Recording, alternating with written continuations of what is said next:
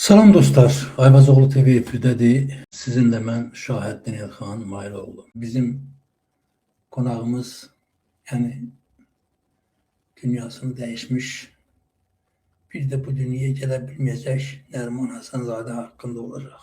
Allah rəhmət eləsin. Nəriman Həsənzadə 95 yaşında bu dünyadan köçdü. Mən dostlar, düzünü deyim ki, 2 gün önce, yani bu Nəriman Həsənzadə dünyasını dəyişəndən bir gün sonra, düzünü deyim ki, mən hiç bu barədə danışmaq istəmirdim. Sadəcə olaraq olanları xatırladım və fikirləşdim ki, Allah rəhmət eləsin, bu dünyaya bir Nəriman Həsənzadə adında bir kişi gəldi, getdi. Sadəcə olaraq bu da bir ömürdür, yaşadı, indi yaxşı pis. Mən şəxsən Nəriman Həsənzadəni, yəni lap hələ yeni yetməlik çağlarımdan Nabat xalanın çörəyindən tanıyırdım. Yəni sonra onun pəncərəm önündə sular çağlayır. Xal düşür gecənin qaranlığına, qollarım üstündə bir qız ağlayır, inana bilmir qadınlığına. Və bir də bizim bir ASTV-də Allah rəhmət eləsin, dünyasını dəyişmiş Azər Qasımzadə adında bir rejissor var idi. Və o Azər Qasımzadə bu Nəriman Həsənzadənin həmən bu şeirdən bir misrasını hər zaman söyləyərdi. Yəni Nərimana o qədər hörməti var idi ki, deyir ki, qadının sərvəti onun deyir, öz bədənidir, onu da kişiyə mükafat verir. Və bunu Allah rəhmət eləsin, həmişə xatırladardı və həmişə ondan danışardı. Mən indi Nəriman Həsənzadənin yəni 95 yaşında dünyasını dəyişəndən sonra bir də onun haqqında danışmaq istəyirəm. Bu gördüyünüz bu şəkil 2007-ci ildə çəkildi. 2007-ci ildə deməli hardasa 18 il bundan qabaq. 18 il bundan qabaq biz Qəmbər Hüseynli, bizim bəstəkar Qəmbər Hüseynli haqqında bir film çəkməliydik. Və bizim Qəmbəri yəqin ki, Qəmbər Hüseynli tanımayan Azərbaycanda adam yoxdur, elə Nəriman Həsənzadə kimi. Yəni Nəriman Həsənzadənin, Qəmbər Hüseynlinin cücələri manisi bəsdir ki, elə onu tanımaq üçün heç qalan əsərlərini yada salmağa gərək yoxdur. Və Qəmbər Hüseyni də mənə bir nəfər söylədi ki, Qəmbər Hüseyni Nəriman Həsənzadə ilə hələ Gəncədə olarkən Qəmbər Hüseyni Gəncəli idi. Və dostluq ediblər, çox yaxın dost olublar və mən bu qənaətə gəldim və zəng elədim. Ona qədər mən Nəriman Həsənzadəni tanıyırdım. Allah rəhmət eləsin. Deməli, bilmirəm, yəni ondan 1-2 il əvvəl, hardasa 2004-2005-ci illər, bəlkə də biraz çox olar, bilmirəm. Deməli, məni Azərbaycan telefilmin direktoru ASTV-də yanına çağırdı və bu Nəriman Həsənzadə haqqında bir film çəkməyi tapşırdı və mənə dedi ki, onunla görüş. Və mən təbii məsələdir ki, çox böyük məmnuniyyətlə, yəni gəncliyimin, yeniyetməliyimin, yəni deyək ki, ən gözəl dostu, yoldaşı olan Nəriman Həsənzadə haqqında sənətli film çəkmək mənə nəsib olmuşdu, təsəvvür edeyim. Mən ondan əvvəl də bu Pənah Xəlilov, Allah rəhmət eləsin, gözəl insan, həqqi mənada böyük insan idi Pənah Xəlilov. Onun haqqında bir film çəkmişdim, Professor Pənah Xəlilov. Və deməli, onda Pənah müəllimə bir söz dedim, Pənah müəllim, bilirsiniz, məsələ nətərdir? Mən həmişə 9-10 sinifdə oxuyanda baxırdım, ədəbiyyat kitabının üstünə yazılıb bu Xəlilov. Deyirdim, ay Allah, görəm bu Xəlilov kimdir, yəni Pənah Xəlilov. Və sonralar gəlib onunla, yəni bəs onun haqqında bu sənəddə film çəkəndə ona dedim və çox məmnun oldu. Yəni o nöqteyi nəzərdən və mən də sevincim yerə göyə sığmadı. Yəni ona görə ki, yəni dünən deyək ki, əsərlərlə böyüdüyüm adamlarla bu gün artıq onların haqqında nəsə deyirəm, nəsə çəkirəm, nəsə. Yəni mənim də belə bir ixtiyarım, haqqım var. Və getdim, zəng elədim. Təbii məsələdir ki, səsindən həmən tanıdım, Nəriman Həsənzadə özü götürdü trubkanı. O zaman ikisi bir yerdə yaşayırdılar. Nazimlə, oğlu ilə bir yerdə. Yəni təbii məsələdir ki, Nəriman Həsənzadə Sara xanımdan sonra dünyasını dəyişəndə 76-dır, 75. Dünyasını dəyişəndən sonra Nəriman Həsənzadə evlənməyib. Yəni o böyük məhəbbət filan zad nəyi demək istəyirəm? Yəni mən çalışıram, anladım ki, niyə məhz o qənaətə gəldim ki, mütləq mən bu haqda danışmalıyam. Və nəysə getdim, görüşdüm. Deməli, Nazimlə də onda tanış olduq. Deməli, Nəriman bəylə oturduq, söhbət falan. Düzünü deyim ki, yəni Nəriman Həsənzadədə yəni bir mən məsələn şəxsi tanışda mənə ləzzət eləmədi. Yəni o qədər də xoşuma gəlmədi, amma məni çox yaxşı qarşıladı. Allah rəhmət eləsin. Hələ Qazaxdan gəlmiş tutarağından bir 50 qramda qonaq elədi. Və sonra görüşümüzlə, yəni gedəcəyimiz şeylərlə bağlı bir xeyli söhbət elədik. Və o zaman da bu deyəsən Mirzəlal Paşayev, nə bilim, belə o şeylərlə bağlı nəsə yazırdı, nəsə nə edirdi. Mən düzünü deyim ki, biraz da o telefonda da danışarkən biraz da o yaltaqlıq falan hiss edəndən sonra buna olan həmən o həvəsim öldü. Yəni filmlə bağlı. Amma deyə bilməzdim və artıq başlamaq istəyirdik filmə. Günlərin bir günü həmən o görüşdən bir xeyli, bir həftə ya 10 gün sonra müdür məni yanına çağırdı. Telefilmin direktoru dedi ki, bəs bu filmi Nəriman Həsənzadə ilə bağlı bu filmi bir nəfər də çəkmək istəyir. Əgər sən istəsən imkan ver, qoy o çəksin. Və mən də düzünü deyim ki, çox böyük sevinclə razı oldum. Nəsə. Və bu Allah rəhmət eləsin, Rauf Kazımovskinin televiziyanın ilk rejissorlarından olan Rauf Kazımovskinin oğlu Ələkbər Kazımovski idi. Nəysə, mən geri çəkildim və bu Nəriman Həsənzadə haqqında həmən o sənədli filmi çəkdi.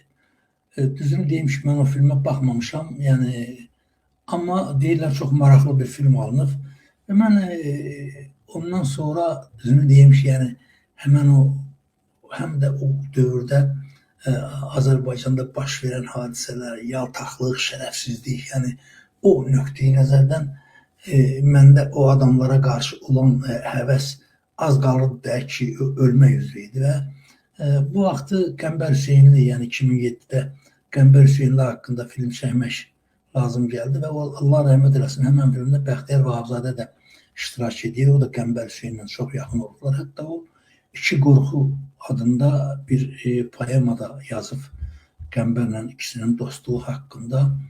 Deyəsən, onunla bağlı da balaca bir film çəkiblər şeydə, İki Qorxu filmi, yəni ASTV-də, arxivdə var. Ondan mən o filmdən balaca bir epizod, müəyyən epizodlarda istifadə eləmişəm. Yəni, həmən bu Qəmbər Hüseyninin filmində.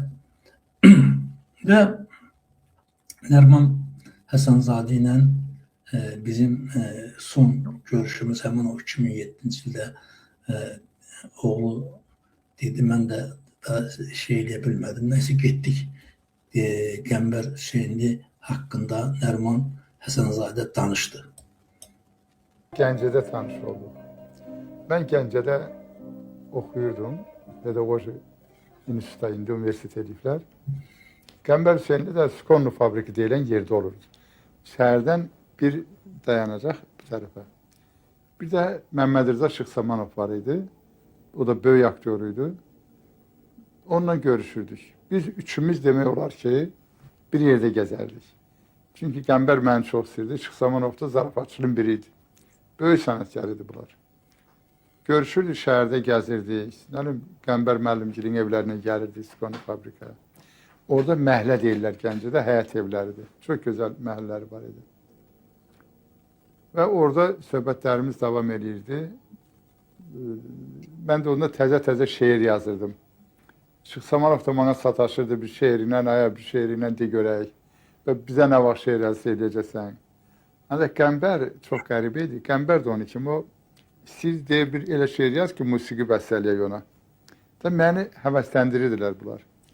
Məni ilk dəfə Bakıya gətirən Qəmbər Hüseynli oldu. Qəmbər Hüseynliyə Vidadi küçəsində bir otaq vermişdilər. Evi qaranlıq idi, işıq yanmırdı, heç yer pəncərəsi yox idi. Ona da işıq lazımdı. Qəmbər Hüseynli xəstə idi. O müalicə olurdu, iğnə vurdururdu. Orada o bəstəkarlarla, şairlərlə görüşürdü. Baxtiyar Babzadəni də orada görmüşəm. Toy Mütəlibov da orada görmüşəm, rəhmətlik. Sonra başqa şairlərimizi də onun kimlərlə işləyibdir. Qəmbər Hüseynlidə bir üslub var idi. O, Vaqifin də şeirinə musiqi yazanda, klasik şairlərimizin də, Ələsgərin də, Baxtiyarın da, məsələ, misralarda düzəliş edirdi. Böyük zövqü var idi. Qəmbər Hüseynli həm də şair idi. Şeirləri düzəldirdi. Mən inanmıram ki, o olduğu kimi götürüb şeiri yazırdı. Bak bu bizim demək olar ki 2007-ci ildə elə ikinci və son görüşümüz oldu. Və mən düzün deyim ki, ondan sonra bir dəfə də olsun, yəni Nəriman Həsənzadə ilə bağlı nə istənilən bir işdə falan da heç yadıma da düşmədi.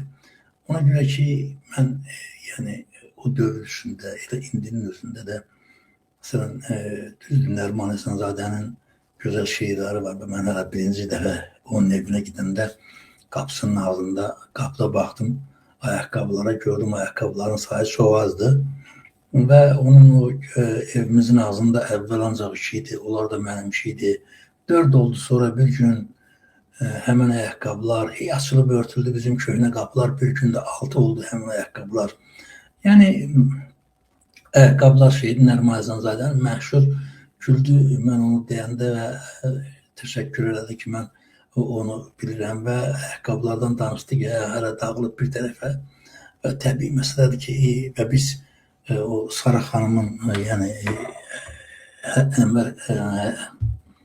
Nəriman Həsənzadənin həyat yoldaşından bağlı xatirələrini falan dinlədik.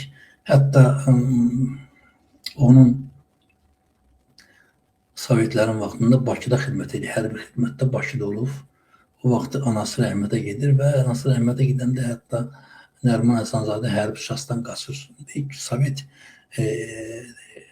hökumətinin dəhşətinə baxın dostlar. Yəni, elə bir dövr ki, baxın, Bakıda bunun anası qazadı. 2 gün buna deyək ki, hərbi şahsdan deyək ki, uvaliniyə verə bilərdilər. Yəni, 2 il gedib rahat anasını dəfn edib gələ bilərdi. Təsəvvür edin, bunu icazə vermirlər Nəriman Həsənzadəyə və Nəriman Həsənzadə öz silahını oğurlayaraq, yəni hərbi şahsdan qaçır. Qaçır və təbii məsələdir ki, gəlir, anasını dəfn edib, geri qaydanda bunu tribunala vermək istəyirlər və şairlər, yazıcılar yığışırlar. Yəni, burada xüsusilə Rəsul Rızanın xidmətini tanımaq olmaz və gedib Rəsul Rıza təbii məsələ ki, bunlar KGB adamları idilər və gedib təsir ediblər ki, bəs bu insan öz anasının dəfnində iştirak eləməlidir falan. Neysə, tribunala vermirlər və Nəriman Həsənzadəni tutmurlar. Və Allah rəhmət eləsin, demək olar ki, o anası onun toyunu görmür. Yəni, Sara xanımla bunlar nişanlanırlar və sonra da Nəriman Həsənzadəni, yəni instruktorun təbii məsələdir ki, onda artıq yəni 18 yaşlı insanlarla bir yerdə Nəriman Həsənzadə hərbi xidmət keçməyə məcbur olur. Və təsəvvür edin, sonradan bunlar evlənirlər və Nəbat xalanın çörəyində ki, o Xamralının, yəni mənə bunlar o qədər doğma, o qədər əzizdirlər ki, ona görə ki, mən o Xamralının mənim də anamın həmişə evdə, yəni həftədə, ən azından həftədə bir dəfə pişirdiyini və mən onun ətini Çox gözəl bilirdim və indi də hərdən bir burnumun ucu göynüyür o Xamraldan ötürü. Və mən düzünü deyim ki, dostlar, Nəriman Həsənzadənin yəni şeirləri, yəni insan kimi mən heç vaxt Nəriman Həsənzadə haqqında bir negativ bir şey eşitmədim. Bax, sadəcə olaraq bugün bəs niyə danışdım onun haqqında eşidəndə ki, Nəriman Həsənzadə 1-ci Fəxri Xiyabanda dəfn olunacaq. Təsəvvür edin. Və mən bu heydərizmin, deyək ki, bu şərəfsiz hakimiyyətin təbii məsələdir ki, Fəxri Xiyaban hələ Sovet hökuməti qurulandan sonra yəni bu fərqli qəbristanlıqların yaranmasına başlanıldı. Yəni hələ deyək ki 20-ci illərdən təsəvvür edin, Aynə Sultanovanın qəbri həmən Fəxri Xiyabandadır. Yəni o nöqteyi nəzərdən sadəcə olaraq Nəriman Həsənzadənin razılıq verməsi, yəni Sarı ilə arasında olan o boyda məhəbbət, o boyda deyək ki, və Nərimanın da 76-cı ildə Sarı dünyasını dəyişəndən sonra bəs evlənməməsi, yəni oğlunun da, qızının da, yəni bu boyda əziz xatirələrdən sonra mən fikirləşirdim ki, Nəriman Həsənzadə məhz Saranın yanında vəsiyyət edəcək ki, Saranın yanında məni dəfn edeyim. Bilmirəm mən, ola bilər, bəlkə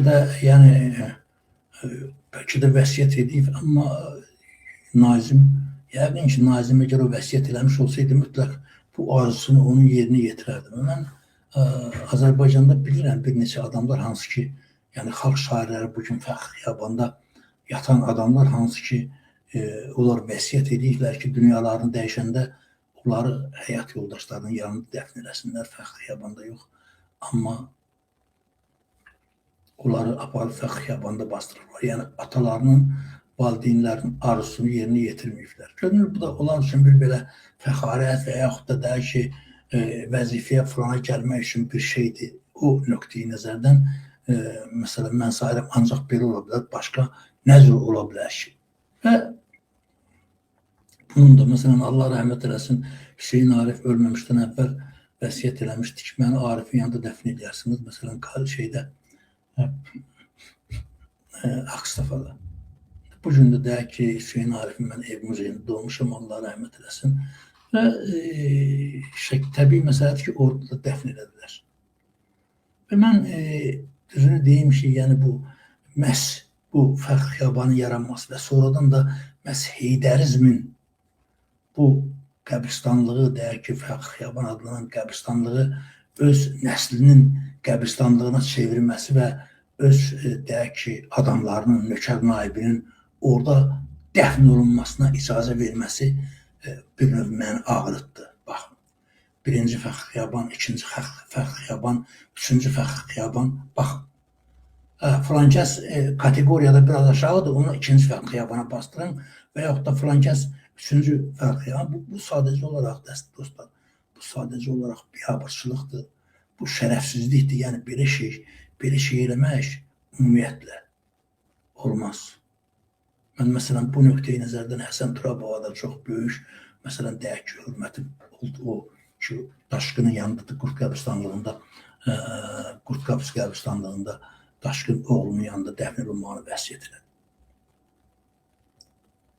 Məsələn, mən o nöqteyi nəzərdən deyirəm ki, hansı ki, bunlar o böyük məhəbbətdən, o böyük, deyək ki, eşqdən filandan danışırlar, hansı ki, deyək ki, Nəriman Həsənzadə bunu, deyək ki, yazıb, sonra, məsələn, deyək ki, Xəlil Rızanın həyat yoldaşı onunla bağlı bir kitab yazmışdı, Kədərimlə qol boyun. Məhz orada da məhz bunların o Sarı ilə və Nərimanın və Xəlil Rızanın həyat yoldaşından, Moskva görüşlərindən filandan, yəni xatirələr dolu bir gözəl bir kitabdır. Yəni o nöqteyi nəzərdən mən fikirləşirdim ki, yəqin Nəriman Həsənzadə məhz Saranın yanında dəfn olmalı. Çox təəssüflər olsun. Çox təəssüflər olsun ki, bu olmadı və bunu indi kimin arzusu olduğunu mən bilmirəm. Sadəcə olaraq istəyirəm deyim ki, yəni Nəriman Həsənzadə bir ziyalı kimi, yəni bir xalq adamı kimi, yəni bir insan kimi öz vətəndaş borcunu yerinə yetirdimi? Yəni bilirsiniz, mən elə fikirləşirəm ki, bugün bizdə, yəni bizim dəyər saydığımız həmən bu insanlar heç zaman xalqının, millətinin yanında olmayıb. Bax, deyək ki, hələ deyək ki, 69-dan üzü bəri Heydər Əliyevin yanında olan, məsələn, bu adamlar, bu dələduzlar, məsələn, Nəriman Həsənzadənin də məhz onların yanında yer alması insanı sadəcə olaraq ağrıdır və bizim bugün məhz bizim xalqın, millətin, məsələn, deyək ki, bugünə düşməsi və millətin başına bu açılan oyunlara qarşı, deyək ki, Heydər Əliyevin və ya bugün də onun oğlunun, ailəsinin və ətrafındakı banditlərin millətin, xalqın başına açdığı bu oyunlara qarşı bir dəfə də olsun etirazını bildirmədi. Məsələn, deyək, bu boyda böyük, deyək ki, torpaqların qayıtmağı ilə bağlı, Azərbaycanda deyək ki, Qarabağın qayıtmağı ilə bağlı, bu boyda zəfərdən sonra Azərbaycan qazilərinin başına açılan oyunlardan heç olmasa nəsə demək olardı. Və bunlar, həmən bu dələduzlar hamısı özünü görməməzliyə vurur və sakitcə başlarını aşağı salıb, yaxşı yerindən yeyir, içir, yaşayırlar, özləri də, evlatları da və hamısı da öz vəzifələrində. Sadəcə olaraq mən o nöqteyi nəzərdən, məsələn, Nazimin çox sadə bir insan olduğunu bilirəm, yəni ilk görüşdən mənə o təsiri bağışladı və bu da başqa deyək ki, o insanların evlatları kimi belə deyək ki, həddini aşan və yaxud da mən filan kəsəm oğluyam deyən, yəni o nöqteyi nəzərdən mən hər zaman yəni bu ağrıdır. Və Nəriman Həsənzadənin bu fağır, belə yazıq şəkildə məhz bunların ətrafında, yəni bu banditlərin, bu quldurların bir dəstə olması, düzünü deyim ki, mən bunu heç vaxt ona bağışlaya bilmədim. Allah rəhmət eləsin, məkanı cənnət olsun. Ola bilər ki, indi bir 50 ildən, 100 ildən bu şairlərin, yazıçıların məsələsi biraz asandır o nöqteyi nəzərdən ki, məsələn, deyək ki, bugün anar şərəfsizliyin ən yüksək mərtəbəsindədir. Məsələn, sabah deyək ki, öldü, getdi, aradan bir güzül keçəndən sonra kim nə bilir, anar hansı alçaqlıq edib və anarı bir yazar kimi, məsələn, deyək ki, əsərləri, filanları, zadları ortadadır, oxuyanlar yəqin ki, bəyənəcəklər. Və o cümlədən də, məsələn, deyək ki, Nəriman Həsənzadə, Cabir Novruz nətər deyirdi, yaxşılar da yaxşılaşır ölən kimi, yamanlar da yaxşılaşır ölən kimi. Və biz Nəriman Həsənzadəni böyük insan deyərək, xalq şairi, şöhrət, şərəf, Heydər Əliyev ordeni, hər cür mükafatları ona görə verməyiblər ki, Nəriman Həsənzadəyə ona görə verməyiblər ki, o gözəl şair, gözəl xalqın, insanı xalqın deyək ki, arxası dayağıdır, yox. Ona görə veriblər ki, bugünkü bu rejimə sadiq qul kimi xidmət edir. Sadəcə olaraq bu qədər bəsit və məni də, yəni o nöqteyi nəzərdən ən çox ağrıdan məhz onun Fəxr Xiyabanda basdırılması, yəni arvadı böyük məhəbbətdən 76-dan üzü bəri ölənə qədər deyək ki, subay yaşayan Nəriman Həsənzadə, yəni arvadına xəyanət edəməyən adam öləndən sonra xəyanət edir.